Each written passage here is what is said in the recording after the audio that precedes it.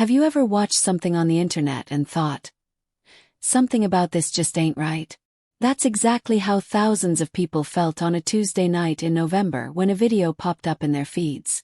The man recording it, let's call him Mark, was sitting in what looked like a nice house. Leather couch, big TV behind him, a half-eaten bowl of pasta on the coffee table. He looked tired, a little red in the face. The kind of tired that comes from being angry for a long time. And he started talking. Mark said, "I don't even know where to begin. My daughter. She stood up at the dinner table tonight, our dinner table, and she screamed at me. In front of her little brother. Called me a liar. Threw her plate. Stormed out of the house. And I'm sitting here trying to figure out what I did wrong. I've worked my whole life for this family. Paid for everything. And this is the respect I get." He paused, rubbed his eyes, looked down. Then he kept going. "She's 17 years old. She thinks she knows everything. Thinks she can just blow up our home and walk out like it's nothing. If anyone out there has dealt with a disrespectful teenager, please tell me what I did wrong. Because I am at a loss." He ended the video there. 43 seconds long. And for about 6 hours. The internet felt real bad for that man. Comments flooded in. "These kids today have zero respect. You did nothing wrong, Dad. Single father energy. Stay strong, brother. My daughter did the same thing last year. It's the phones and social media, I'm telling you. Share this. Every parent needs to see this." By midnight, that 43-second clip had 200,000 views. By morning it had over 2 million. Everyone was on Mark's side. Everyone. Except the people who knew what had actually happened at that dinner table. Before I tell you what happened next, if you love true stories about family, truth, and the moments that change everything, go ahead and subscribe. And drop a comment below. What would you have done if this happened in your family? I read every single one. To understand what happened that night, you have to understand who these two people are to each other. Mark had been a father since he was 31 years old. He and his wife Linda had their daughter Zara first. Then 6 years later, their son Caleb came along. For most of Zara's childhood, things were normal. Stable. Not perfect, no family is, but the kind of stable that makes a kid feel safe. Zara was the kind of girl who kept a journal, who stayed up late reading, who wanted to be a marine biologist because, as she put it, the ocean doesn't lie to you. She had a college fund her grandparents had started when she was born. $23,000 in it by the time she turned 16. Every birthday, every holiday, her grandmother added to it. "That money is for your future, baby girl," she'd say. "Nobody can take that from you." Mark worked in commercial real estate. Or at least that's what he told people. The truth was more complicated than that. 3 years before that Tuesday night, back when Zara was 14, something shifted in Mark. Quietly. The way the worst things always do. Quietly and in the dark. It started with sports betting. Just weekends. Just small stuff. $20 here, 50 there, he told himself. I'm not one of those guys.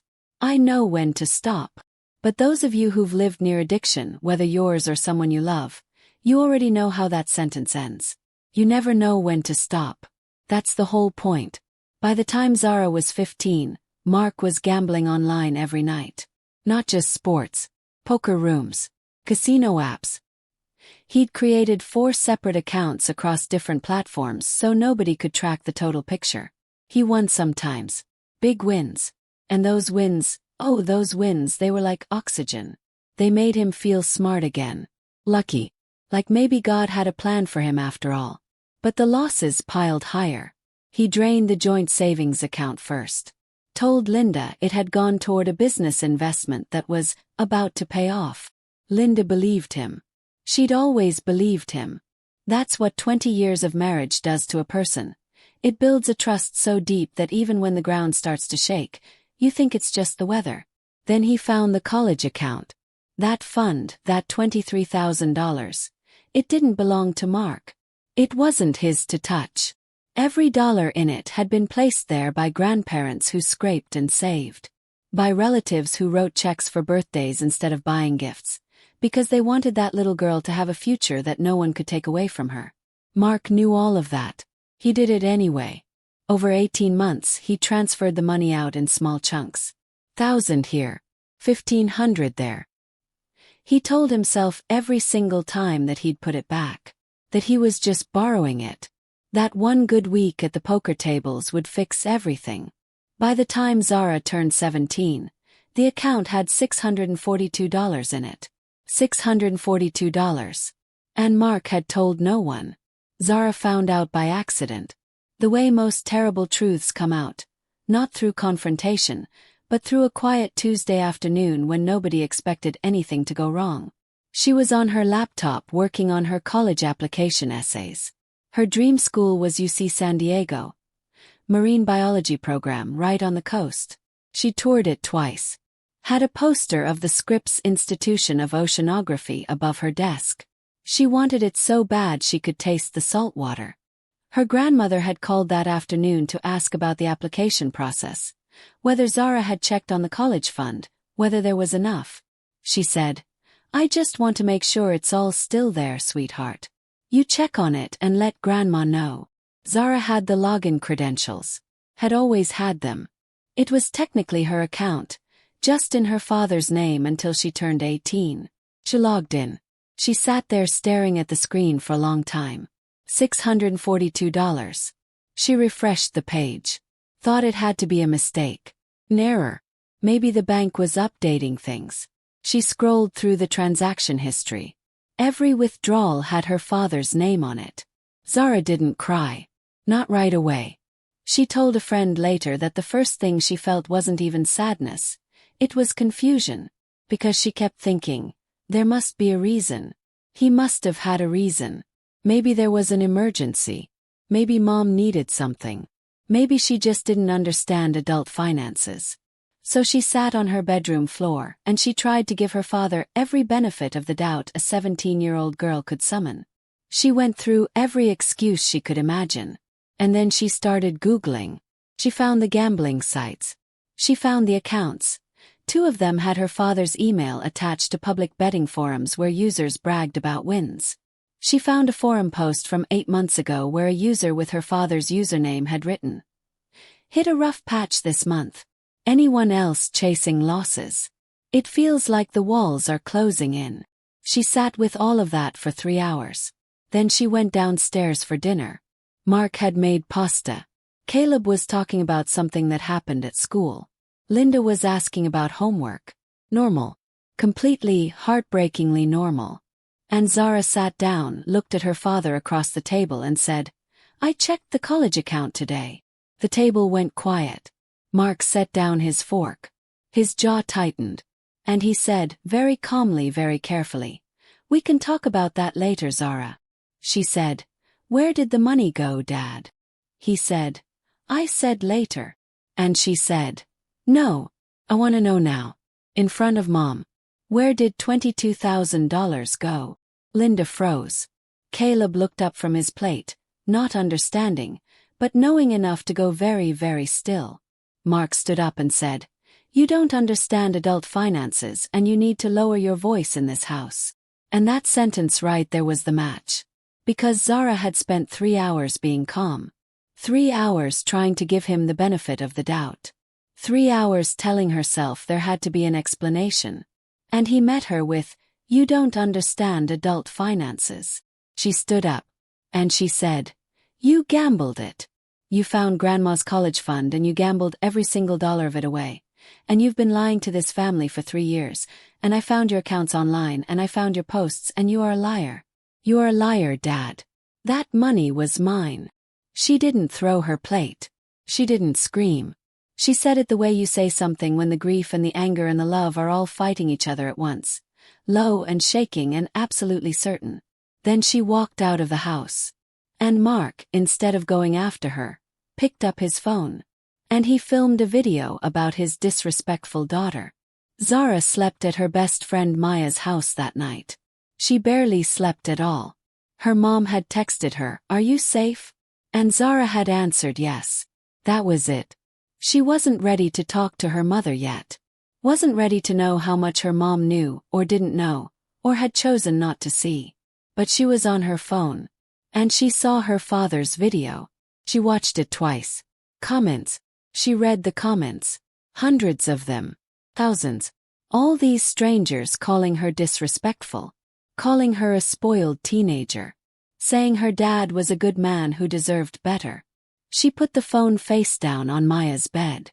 Maya said, "You don't have to do anything. You don't owe anyone an explanation." And Zara said, "No, but those people think they know who my dad is. They think they know what happened at dinner. And they're wrong about all of it." She propped her phone against a pillow, turned on the lamp, wiped her face, and she hit record. In the video, Zara said, "Hi. I don't really do this. I don't post videos of myself online. But I need to respond to the video my father posted tonight, because I think people deserve to know the full story. I'm the daughter he's talking about. I'm the one who screamed at him at dinner. And yes, I did raise my voice. I did say some hard things. And I'm not going to pretend that was all perfectly handled, because I'm 17 and I was blindsided and I was devastated. But here's what happened before I raised my voice. I logged into my college savings account today. The one my grandparents started when I was born. The one my whole family has been contributing to for 17 years so I could go to college. There's $642 in it." She held up her phone and showed the camera the screen. The account balance. The transaction history. Her father's name on every withdrawal. She kept going. "He transferred it out. Over and over. For a year and a half. And I found his gambling accounts online. He has posts on betting forums talking about chasing losses. Talking about the walls closing in. My dad has a gambling addiction. And instead of getting help, he took money that wasn't his. Money my grandmother saved birthday by birthday so I could have a future. And then when I asked him about it at dinner, in front of my mom and my little brother, he told me I don't understand adult finances." That's the disrespectful teenager. That's the full story. I still love my dad. I want to say that clearly. I'm not posting this to destroy him. I'm posting this because 2 million people watched his video and they think they saw what happened, and they didn't. They saw 43 seconds. I'm giving you the rest. She ended the video there. 7 minutes and 11 seconds. She posted it. Put her phone down. And for the first time in 12 hours she cried. Here's the thing about the internet that people forget. It is many, many things. It is cruel. It is impulsive. It has the memory of a goldfish and the confidence of a surgeon. But sometimes it gets something exactly right. Zara's video went live at 2:14 in the morning. By 4 a.m. it had 100,000 views. By 7 a.m. 1 million. By the time most of America sat down to morning coffee, it had surpassed Mark's original video and was still climbing. The comments poured in differently this time. Wait.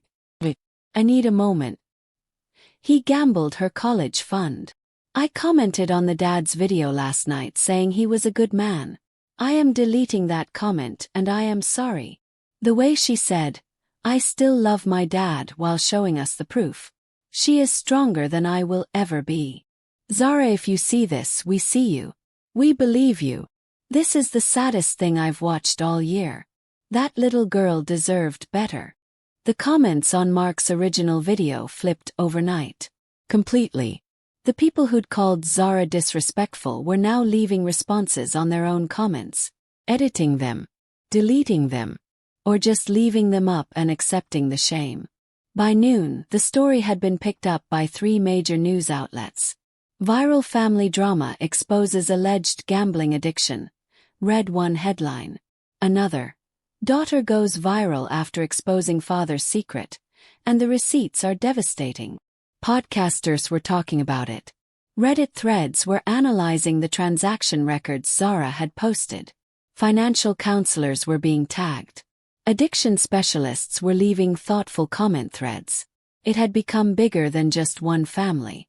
It had become a conversation about what parents owe their children, about what trust looks like inside a family, about what addiction does, not just to the person who has it, but to every single person standing in the radius of their silence.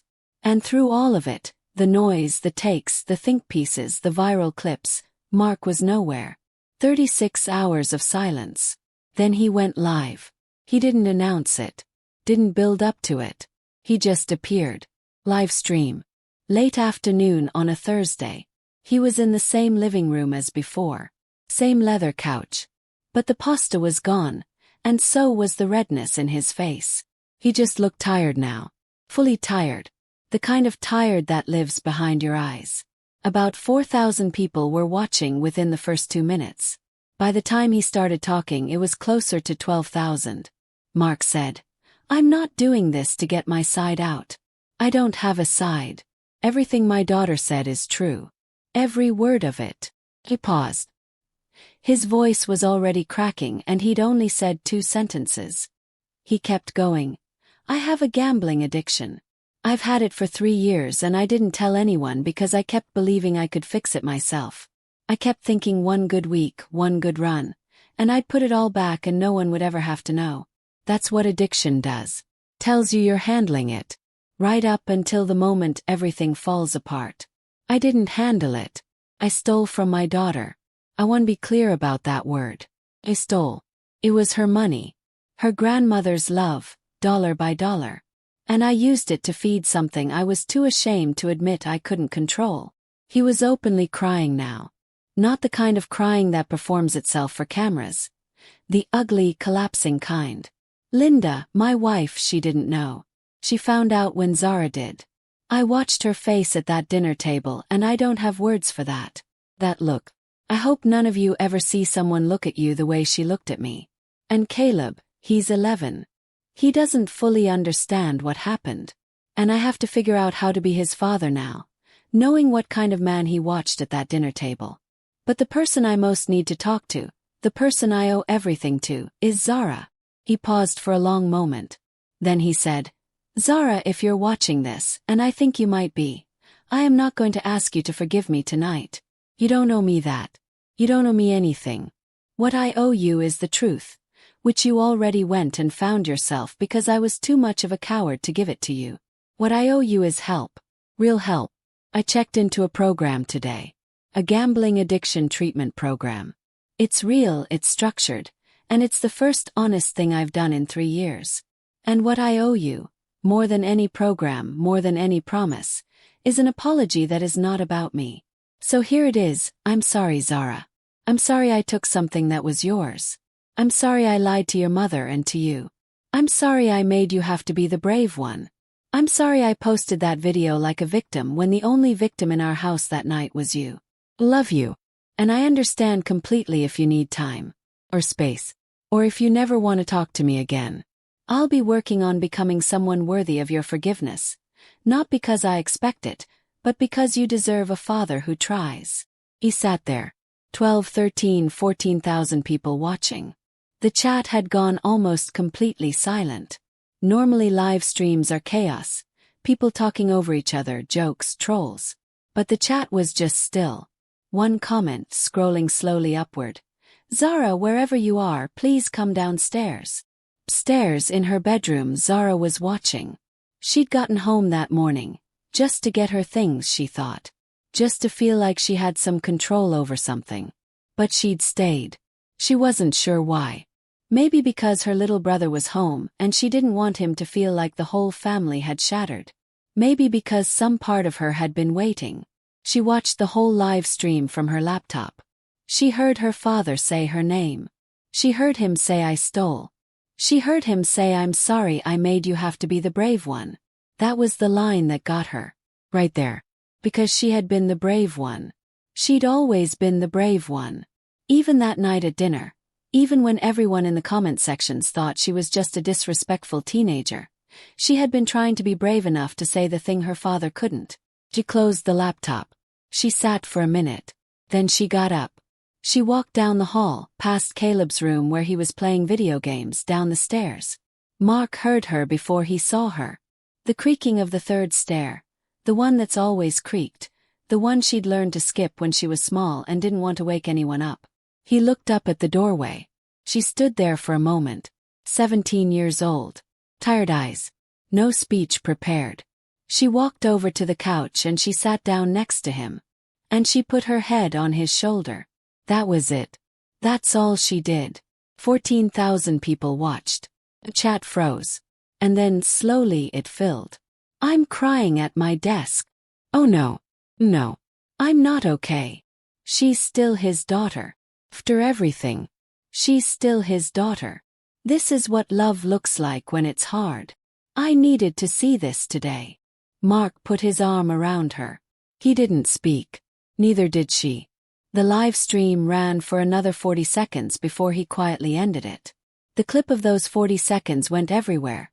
News segments, reaction channels, late-night shows. People kept saying they didn't know why they were crying. But I think they knew. Think we all know. This story didn't end on that couch, of course. Real life doesn't work like that. Real healing doesn't work like that. Mark entered a 90-day inpatient program 3 days later. Linda went with him to his intake appointment, not because she'd fully forgiven him, but because she had promised 20 years ago to stand by him when things got hard. She was honoring that promise while also being honest with herself. She didn't know yet what their marriage looked like on the other side of this. Zara went back to school. She told almost no one about what was happening at home. Her teachers and counselor knew, but her classmates didn't need to. She had enough on her plate without becoming the girl with the viral family. The college application still needed to get done. UC San Diego. Marine biology. The ocean that doesn't lie to you. Her grandmother, the one who'd built that college fund birthday by birthday, called her the week after everything went public. Zara was bracing herself. She didn't know how that conversation would go. Her grandmother said, I don't want you to spend 1 minute feeling ashamed of something your father did. That money was given out of love. Love doesn't disappear when it's misused. It just needs to find a new way forward. She said she was starting the fund over. From scratch. And this time she was putting it in Zara's name alone.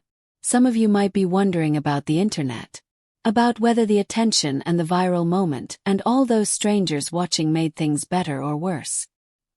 Here's what Zara said in a short update she posted 6 weeks later. I posted that video because I wanted the truth to exist somewhere. I didn't expect it to go where it went. I didn't expect any of this. But what I do know is that my dad is getting help. My family is still standing, differently but standing.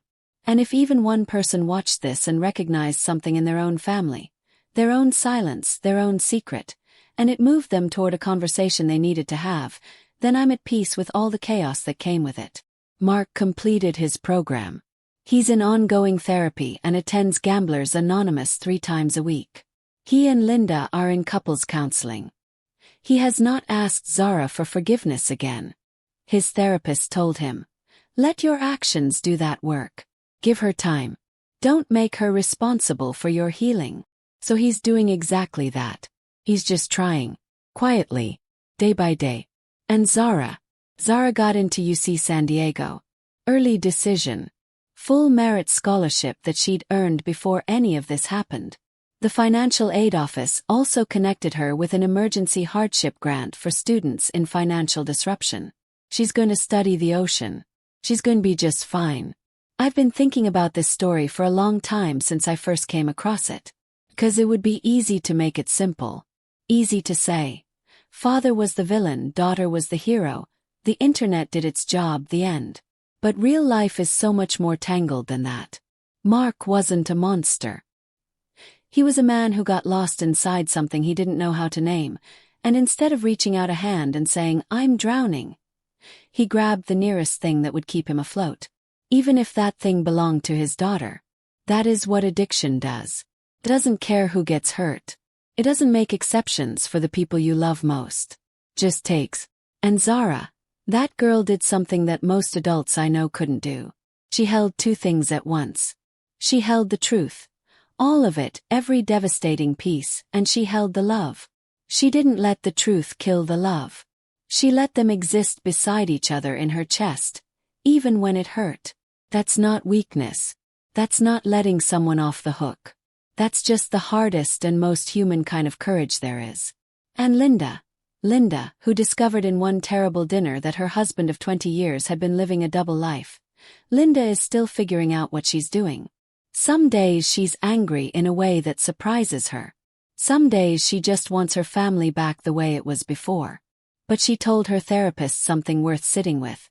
I keep asking myself how I didn't see it. How I missed 3 years of this happening under my roof. And my therapist keeps reminding me. You didn't miss it because you were foolish. You missed it because you trusted him. Those are two very different things. You might be watching this and thinking about someone in your life. A secret that's sitting heavy. A silence that's getting louder. A thing you've been waiting for the right moment to say. I want you to know that Zara didn't go looking for that moment. She just asked a question at a dinner table. And even though everything fell apart around that question, everything is slowly, imperfectly being rebuilt. Some truths are going to hurt when they come out. There is no gentle way to say the money's gone or I've been lying or I need help. Those words land hard. They change things. They rearrange the furniture of a family's life in ways that can take years to sort through. But secrets don't stay quiet. They just wait. They wait until a Tuesday afternoon when a teenager checks an account balance, and a family dinner becomes the most important conversation they'll ever have. If you're sitting on something that's been sitting on you, maybe today is the day you let the truth do what it needs to do.